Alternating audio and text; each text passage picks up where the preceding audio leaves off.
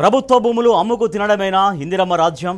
భావి పౌరుల్ని తీర్చిదిద్దే యూనివర్సిటీలపై ఎందుకింత దాష్టీకం? అర్ధరాత్రి 50 జేసీబీలతో చదును చేయించే అరాచకం ఎందుకు?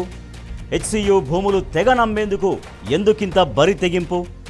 అరాచక రేవంత్ పాలనను బరాబర్ ప్రశ్నిద్దాం. గచ్చిబౌలిలో 400 ఎకరాల అమ్మకం వెనక మతలబేంటి? 40,000 కోట్ల విలువను 20,000 కోట్లని బుకాయించడం వెనక కథేంటి?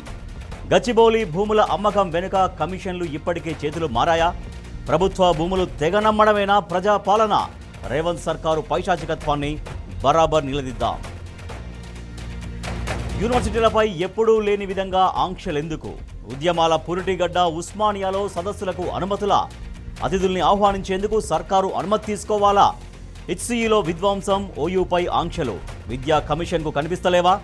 నియంత సర్కారు విధానాల్ని బరాబర్ వేదికగా ఎండగడదాం.